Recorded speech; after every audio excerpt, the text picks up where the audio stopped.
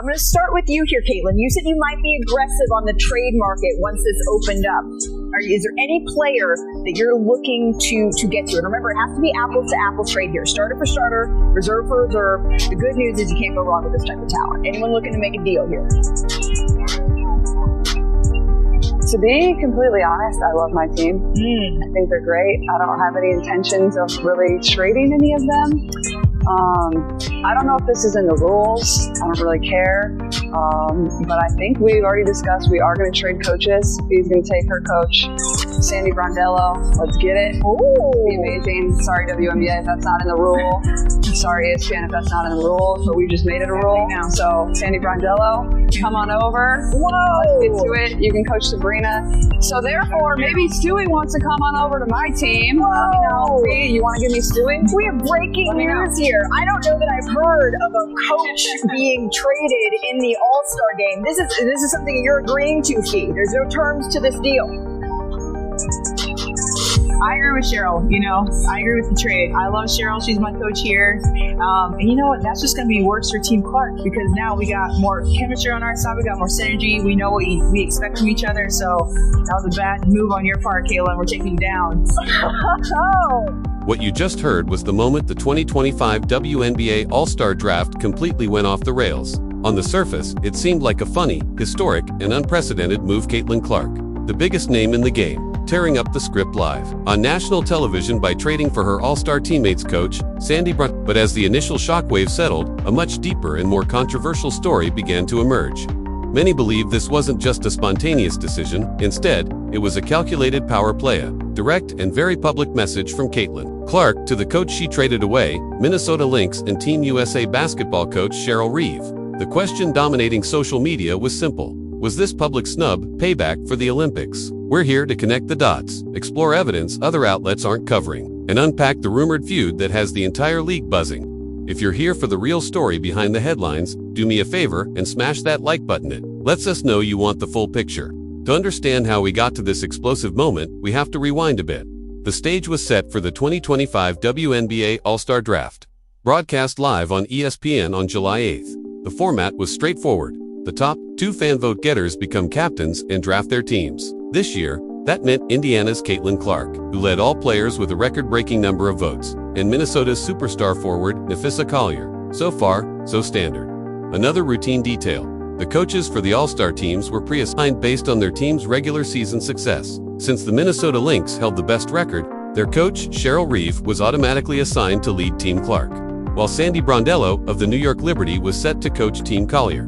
Remember those assignments? Reeve with Clark, Brondello with Collier. On paper, it was all locked in, but as we now know, a completely different plan was already in motion. The draft began, and Clark made her first pick selecting her Indiana Fever teammate Aaliyah Boston and her second pick, New York Liberty guard Sabrina Ionescu. Everything seemed to be proceeding as planned. The ESPN host even teased the possibility of a player trade, asking Clark if she planned to be aggressive on the market. Then the script flipped. Clark leaned in and said, "To be completely honest, I love my team. I think they're great. I don't have any intentions of really trading any of them." It was the perfect setup for the swerve nobody saw coming. Then she dropped the line that broke the internet. "I don't know if this is in the rules. I don't really care, but I think we've already discussed. We are going to trade coaches." The reaction on live broadcast was immediate confusion and shock, with commentators clearly stunned. One even said, "We're breaking news here. I don't know that I've heard of a coach being traded in the All-Star game." Clark didn't stop there, adding, "Sorry, Women's National Basketball Association, if that's not in the rules. Sorry, ESPN, if that's not in the rules. But we just made it a rule."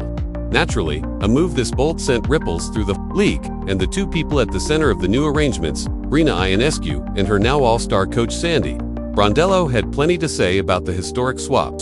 You may have been involved in the first ever coach trade of any All-Star game ever. Just want to get your thoughts on that in your mind. First for you, Leo.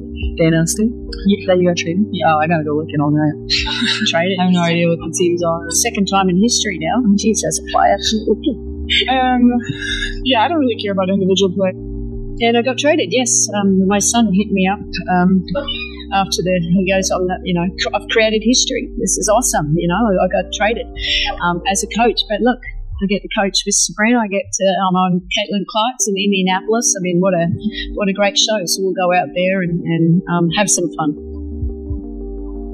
Hello, congrats on the win. The question is for, are you guys ready to do battle with Brianna Stewart in Indianapolis? I'm going to trade for her too. Oh, that's okay. It's not my team anymore. I'm just rocking up. You have to love Sandy Brondelo's reaction. She fully embraced the moment. Her son messaged her, and she was thrilled, saying, "I've made history. This is awesome. I got traded as a coach, but hey, I get to coach Sabrina." She saw it exactly as it appeared on the surface. A fun, historic twist, and a fantastic show for the fans in Indianapolis. Then came the now famous line from Sabrina Ionescu, who joked to her longtime Liberty coach during a press conference, "You can't escape me." This is the official narrative the league and players have embraced. A bit of harmless, fun, a playful moment between a player and her coach, perfect for TV and fan engagement. But the story doesn't end there. While they smiled for the cameras, many of you online narrative analysts were already connecting the dots and sensing that something deeper was at play. This is where we need to cut through the noise and zoom out to see the bigger picture. And many of you on social media were absolutely onto something. Because to understand what might really be happening, you have to look not at who Caitlin Clark traded for, but who she traded away. Coach Cheryl Reeve. Now we're officially entering rumor territory, and this is where the story really starts to get interesting. The dominant theory circulating online, the one adding controversy to this headline-grabbing trade, is that it wasn't just a spontaneous all-star moment, but a calculated move rooted in unresolved tension from the 2024 Olympic team selection. As a quick refresher, Caitlin Clark, arguably the most popular player in the world and a generational talent, was famously left off Team USA's roster for the Paris Olympics. That decision sparked widespread debate and outrage among fans. And who was the head coach of that Olympic team? None other than Cheryl Reeve. Deep research for this video reveals that almost immediately after Clark's all-star coaching trade was announced, fans began speculating that her decision was directly tied to lingering resentment over that Olympic snub. Social media lit up. Our research archives show fans calling Clark's trade petty, while others said they still hadn't forgiven Reeve for keeping Cece off the Olympic roster. For many, this wasn't just a quirky coaching swap anymore, it was personal. It was Clark using her massive national platform to deliver what many saw as the ultimate cold shoulder to the coach fans believed had snubbed her. To be fair, and to examine this, like true analysts, it's important to acknowledge that numerous reports clarified the Olympic roster was selected by a committee, and Cheryl Reeve did not have sole authority over player choices. But in the court of public opinion, the head coach often becomes the symbolic face of such decisions. And based on the online chatter, a significant portion of the fan base squarely placed the blame on Reeve. Whether she was fully responsible or not, almost doesn't matter. The perception is what drives the narrative. So when Clark went live on national television and boldly said, "I don't care if it's in the rules," before trading Reeve away, it perfectly fit the storyline of defiance. Fans celebrated it as a bold, boss-level move, Clark asserting her power without asking permission. So let me throw the question to you. Was this a calculated jab at Cheryl Reeve, or just a spontaneous moment for entertainment's sake? Drop your theory in the comments below. But remember, the drama doesn't stop with Clark and Reeve. There's another strategic player in this storyline, Napheesa Collier, captain of the opposing Ulster team. And Collier's response to the trade added a fascinating strategic twist to the entire situation. During the live draft, just moments after Clark proposed the unprecedented coach swap, the ESPN host turned to Collier for her take, and she didn't hesitate. Not only did she agree to the trade, but she instantly weaponized it. The move as a clear advantage for her own squad. Her words were sharp and calculated. "I agree with Cheryl. I love Cheryl. She's my coach here. And you know what? That's just going to be worse for Team Clark because now we've got more chemistry on our side. We've got more synergy. We know what we expect from each other. So that was a bad move on your part. Caitlin, we're taking you down." This was a brilliant moment of psychological gamesmanship from Collier. While Clark's trade was viewed by many as a personal statement or a symbolic power play, Collier shifted the narrative instantly, turning it into a question of on-court cohesion. She essentially told the world, "While you're settling personal scores, I'm building a team designed to win." By welcoming Cheryl Reeve, her own coach from the Minnesota Lynx, she locked in an instant strategic advantage, rooted in familiarity and pre-existing chemistry. Analysts were quick to point out that this coach-player rapport could offer a real edge, especially in an exhibition game where cohesion is hard to build on short notice. Collier is betting on structure and synergy to outperform Clark's newly formed, potentially volatile lineup.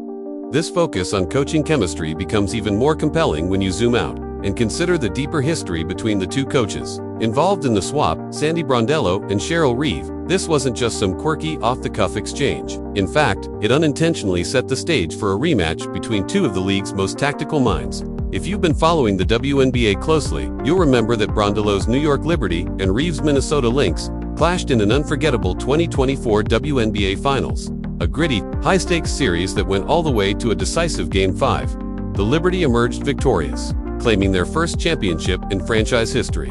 But the real battle was on the sidelines, as Brondello and Reeve engaged in a true chess match of strategy and adjustments. Now, fast forward to the 2025 All-Star Game. What was supposed to be a light-hearted fan-first event suddenly carries serious narrative heat. There's the lingering drama between Caitlin Clark and Cheryl Reeve, Collier's savvy coaching chemistry move, and now, a finals rematch brewing between Brondello and Reeve. The result, an exhibition game packed with intensity, egos, and subplots, and a clear signal that this single act of defiance by Clark may ripple far beyond a one-night showcase. When she said, "We just made it a rule," she wasn't just rewriting All-Star protocol, she was demonstrating just how much power today's superstars can wield in shaping the league's future. Now, Clark wasn't just talking about coach traits, she was showcasing the immense power and influence a superstar can wield in today's NBA. Fans across social media applauded her for making the bold, unprecedented move to trade coaches without seeking approval. And the league, it didn't push back, neither did its broadcast partners. Instead, they embraced the drama and leaned into the entertainment. What this moment created is more than a viral clip. It established a precedent, one that could reshape the All-Star Game's future. Will other players feel empowered to challenge the rules? Could this spark a new era where personality and player agency become as central to the league as the competition itself? It's a pivotal moment, one that might be remembered as the point where the WNBA narrative shifted. So, what's your take? Was Caitlin Clark's move a brilliant strategic power play, a subtle jab of revenge, or simply great television? Drop your thoughts in the comments. And if you believe the story never ends at the final buzzer, hit that subscribe button and ring the notification bell so you never miss a deep dive like this one. Share this with a fellow narrative analyst, and let's keep the conversation going.